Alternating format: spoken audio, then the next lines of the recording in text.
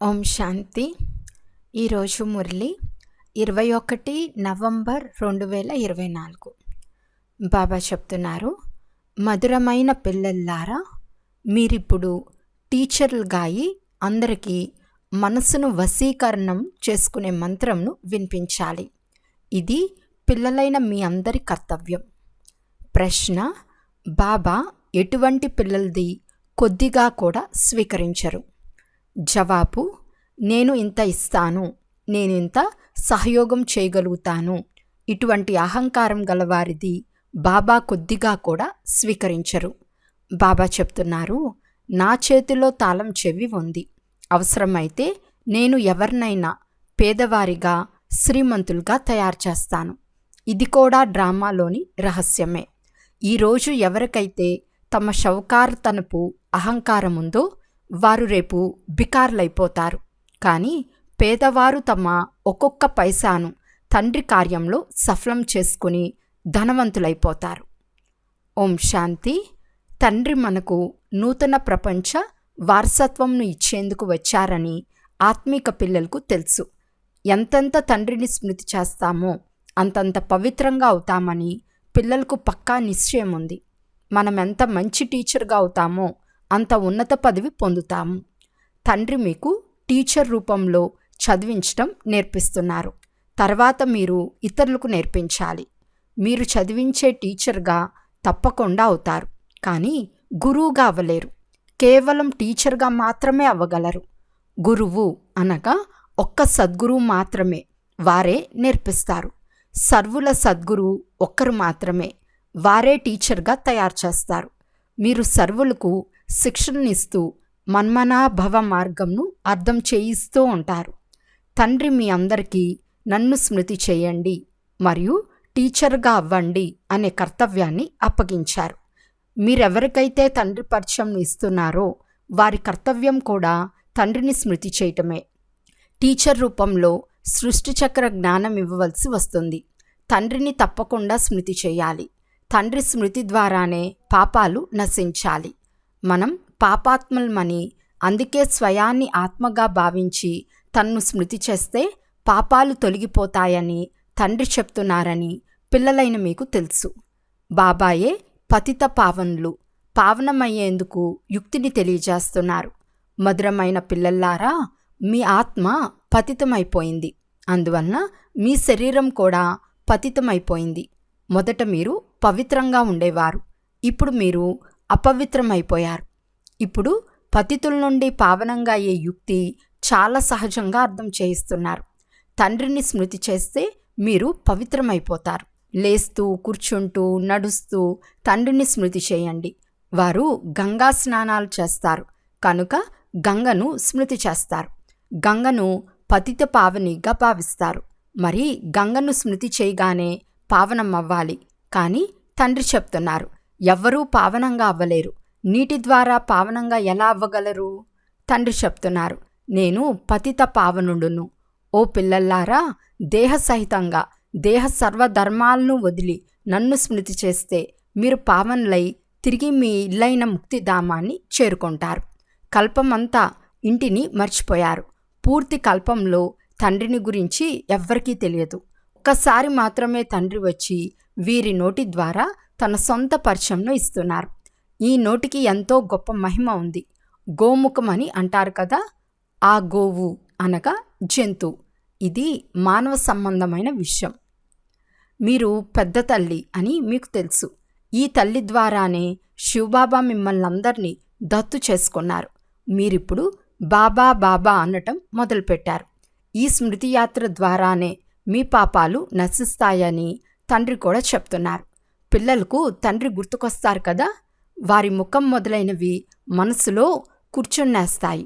మనమెలా ఆత్మలమో అలా వారు పరమాత్మ అని పిల్లలకు తెలుసు. ముఖంలో ఇంకేమీ తేడా లేదు. శారీరక సంబంధాల్లో అయితే రూపురేఖలు మొదలైనవి వేరుగా ఉంటాయి, కానీ ఆత్మ ఒకేలాగా ఉంటుంది. మన ఆత్మ ఎలా ఉంటుందో మన తండ్రి పరమాత్మ కూడా అలాగే ఉంటారు. తండ్రి పరంధామంలో ఉంటారు. మనం కూడా పరంధామంలో ఉంటామని, మన ఆత్మకు తండ్రి ఆత్మకు ఏ వ్యత్యాసము లేదని, వారు కూడా బిందువే, మనం కూడా బిందువే అని పిల్లలైన మీకు తెలుసు.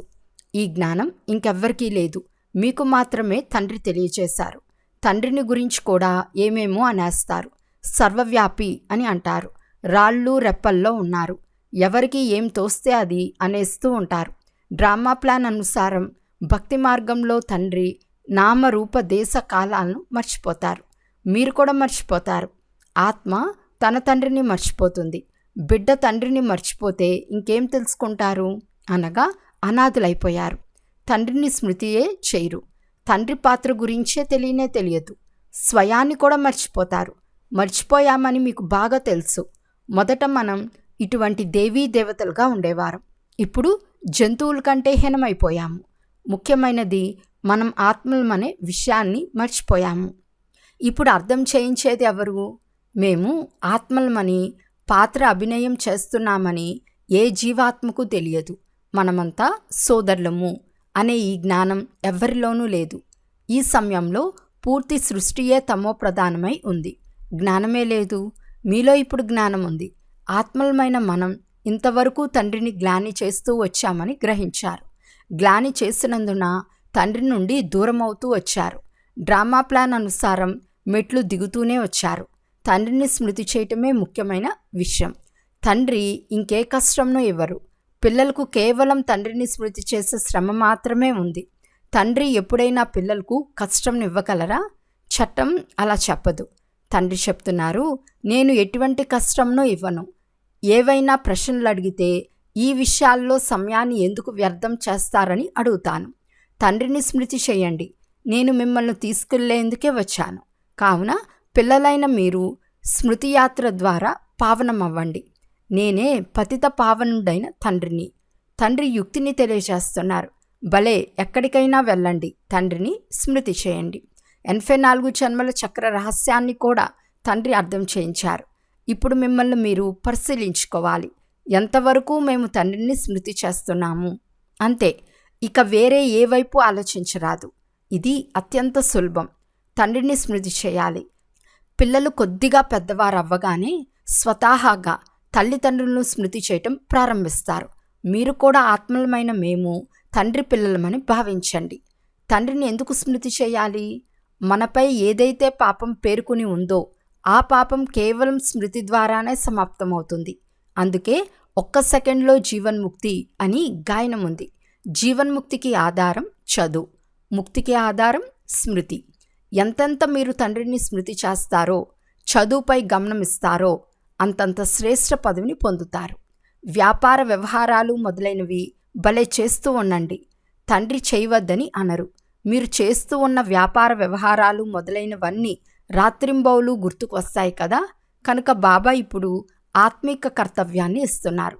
స్వయాన్ని ఆత్మగా భావించి నన్ను స్మృతి చేయండి. 84 జన్మల చక్రంను స్మృతి చేయండి.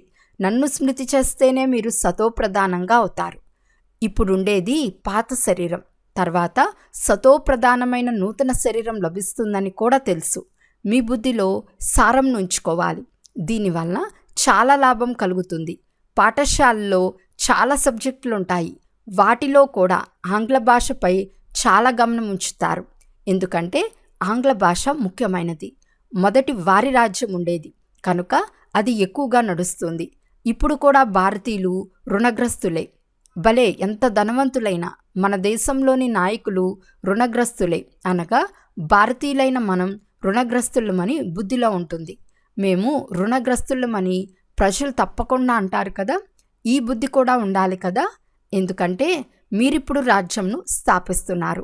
మేమిప్పుడు ఈ అప్పుల నుండి విడుదలై సంపన్నులవుతామని, తర్వాత అర్ధకల్పం వరకు ఎటువంటి అప్పులు ఉండవని పిల్లలైన మీకు తెలుసు. రుణగ్రస్తులు పతిత ప్రపంచానికి అధికారులు. ఇప్పుడు మనం రుణగ్రస్తులమే కాక పతిత ప్రపంచానికి అధికారులము. మా భారతదేశం ఇలా ఉందని పాడతారు కదా. మేము చాలా ధనవంతులుగా ఉండేవారమని పిల్లలైన మీకు తెలుసు. దేవీ దేవతలుగా ఉండేవారం. ఇది స్మృతిలో ఉంటుంది. మనం ఇటువంటి విశ్వాధికారులుగా ఉండేవారం. ఇప్పుడు పూర్తి రుణగ్రస్తులుగా పతితులుగా అయిపోయాం. ఈ ఆట ఫలితాన్ని తండ్రి అర్థం చేయిస్తున్నారు. ఫలితం ఏమైంది?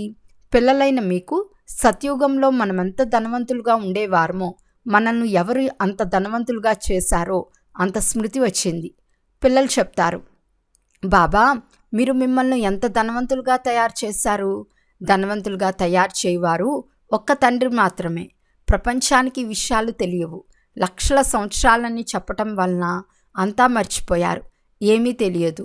మీరిప్పుడు అంతా తెలుసుకున్నారు. మనం పదమాపదం శ్రీమంతులుగా ఉండేవారం. అత్యంత పవిత్రులుగా, అత్యంత సుఖీలుగా ఉండేవారం. అక్కడ అసత్యం, పాపం మొదలైనవేవి జరగవు. పూర్తి విశ్వంపై మీరు విజయాన్ని పొందారు. అందుకే శివబాబా మీరేమిస్తారో దాన్ని మరెవ్వరూ ఇవ్వలేరు అని గాయనం ఉంది. అర్ధకల్పం సుఖంనిచ్చే శక్తి ఎవ్వరికీ లేదు. బాబా చెప్తున్నారు, భక్తి మార్గంలో కూడా మీ వద్ద అనంతమైన సుఖం, ధనం ఉండేది. లెక్కలేనని వజ్ర వైడూర్యాలు ఉండేవి. మళ్ళీ చివరిలో వచ్చే వారి చేతిలోకి వస్తాయి. ఇప్పుడు ఆ వస్తువులు కనిపించవు. మీరు వ్యత్యాసాన్ని చూస్తున్నారు కదా. మీరే పూజ్య దేవీ దేవతలుగా ఉండేవారు. మళ్ళీ మీరే పూజారులుగా అయిపోయారు. తండ్రి ఎప్పుడూ పూజారిగా అవ్వరు, కానీ పూజార్ల ప్రపంచంలోకి వస్తారు కదా. తండ్రి సదా పూజ్యులుగానే ఉంటారు. వారెప్పుడూ పూజారిగా అవ్వరు, కానీ మిమ్మల్ని పూజారి నుండి పూజ్యులుగా చేయటమే వారి కర్తవ్యం. రావణుని కర్తవ్యం మిమ్మల్ని పూజారులుగా చేయటం. ఇది ప్రపంచంలోని వారెవ్వరికీ తెలియదు. మీరు కూడా మర్చిపోతారు. ప్రతిరోజు బాబా అర్థం చేయిస్తూ ఉంటారు. ఎవరైనా షౌకారులుగా తయారు చేయటం లేక నిరుపేదలుగా తయారు చేయటం ఇది తండ్రి చేతిలో ఉంది. తండ్రి చెప్తున్నారు, ఎవరు ధనవంతులుగా ఉన్నారో వారు తప్పకుండా పేదలుగా అవ్వాలి. అవనే అవుతారు. వారి పాత్ర అలా ఉంది. వారెప్పుడూ నిలవలేరు. ధనవంతులకు చాలా అహంకారం కూడా ఉంటుంది. నేను ఫలానా, మా వద్ద ఇవన్నీ ఉన్నాయి. అటువంటి వారు సేవ కొరకు ఇస్తామని వచ్చినప్పుడు వారి అహంకారాన్ని పారద్రోలేందుకు అవసరం లేదని మీ వద్దనే ఉంచుకోండి. అవసరమైతే తీసుకుంటానని బాబా చెప్తారు. ఎందుకంటే అహంకారంతో ఇచ్చేదాన్ని అది పనికిరాదని బాబా గమనిస్తారు. కావున అంతా బాబా చేతిలోనే ఉంది. తీసుకోవటం, తీసుకోపోవటం అంతా బాబా చేతుల్లో ఉంది కదా. బాబా ధనం తీసుకుని ఏం చేస్తారు? అవసరం లేదు. ఈ భవనాలన్నీ పిల్లల కొరకు తయారు చేస్తున్నారు. వచ్చి బాబాతో మిలనం చేసి వెళ్ళాలి. సదా ఇక్కడే ఉండరు. ధనం అవసరమేముంటుంది? ఏ సైనిక శిబిరాలు కానీ ఫిరంగులు కానీ అవసరం లేదు. మీరు విశ్వాధికారులుగా అవుతారు. మీరిప్పుడు యుద్ధ మైదానంలో ఉన్నారు. మీరు ఈ సమయంలో తండ్రిని స్మృతి చేయటం తప్ప ఇంకేమీ చేయరు. తండ్రి ఆజ్ఞాపించారు, మీరు నన్ను స్మృతి చేస్తే ఎంతో శక్తి లభిస్తుంది. మీ ధర్మం చాలా సుఖంనిచ్చేది. బాబా సర్వశక్తివంతులు. మీరు తండ్రి వారిగా అవుతారు. ఆధారమంతా స్మృతి యాత్రపైనే ఉంది. మీరిక్కడ వింటారు. తర్వాత దాన్ని గురించి మనన్న చింతన చేస్తారు. ఎలాగైతే ఆవు గడ్డి తిని తర్వాత నెమరు వేస్తుందో నోరును కదిలిస్తూనే ఉంటుంది కదా, అలాగే పిల్లలైన మీకు కూడా చెప్తున్నారు. జ్ఞాన విషయాలను గురించి బాగా ఆలోచించండి. బాబాను మనమేం అడగాలి? బాబా చెప్తారు, మన్మనా భవ. దీని ద్వారానే మీరు సతోప్రధానంగా అవుతారు. ఈ ముఖ్య లక్ష్యం ఎదురుగా ఉంది. సర్వగుణ సంపన్నంగా 16 కళ సంపూర్ణంగా అవ్వాలని మీకు తెలుసు. ఇది మీకు స్వతహాగా ఆంతరికంలో కలగాలి. ఇతరులు నిందించటం, పాపకర్మలు చేయటం మొదలైనవేవి చేయరాదు. ఎలాంటి వ్యతిరేక కర్మలు చేయరాదు. ఈ దేవీ దేవతలే నంబర్ 1 పురుషార్థం చేసి శ్రేష్ఠ పదవిని పొందుకున్నారు కదా. వారిని గురించే అహింసా పరమో దేవీ దేవతా ధర్మం అని గాయనం ఉంది కదా. ఇతరులను చంపటం హింసయే కదా. అందుకే బాబా తెలుపుతున్నారు, పిల్లల్లారా, అంతర్ముఖులై మేము ఎలా తయారయ్యాము అని స్వయాన్ని చూసుకోవాలి. బాబాని స్మృతి చేస్తున్నామా? ఎంత సమయం బాబాను స్మృతి చేస్తున్నాము? ఎప్పుడూ మర్చిపోని విధంగా బాబా స్మృతిలో మనసు లగ్నం అవ్వాలి. ఇప్పుడు బేహద్దు తండ్రి చెప్తున్నారు, ఆత్మలైన మీరు నా సంతానం. అందులో కూడా మీరు అనాది సంతానం. ఆ ప్రేయసి ప్రియుల్ది శారీరక స్మృతి.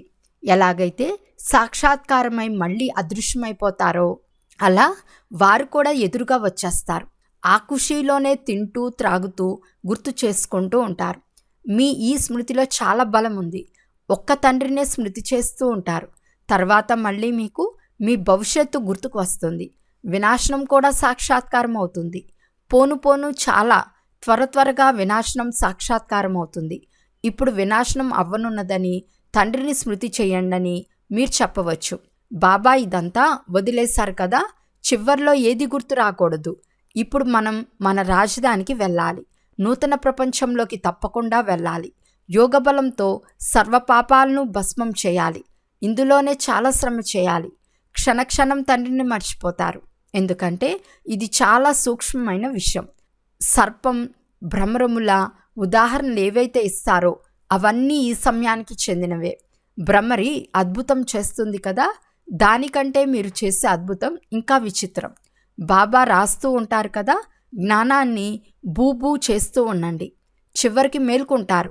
ఇంకెక్కడకు వెళ్తారు? మీ వద్దకు వస్తారు. మీతో కలుస్తూ ఉంటారు. మీ కీర్తి నలువైపులా వ్యాపిస్తుంది. ఇప్పుడైతే మీరింకా కొద్దిమందే ఉన్నారు కదా. అచ్చా, మధురాతి మధురమైన అపురూపమైన పిల్లలకు మాతాపిత బాప్దాదాల ప్రియ స్మృతులు మరియు గుడ్ మార్నింగ్. ఆత్మిక పిల్లలకు ఆత్మిక తండ్రి నమస్తే.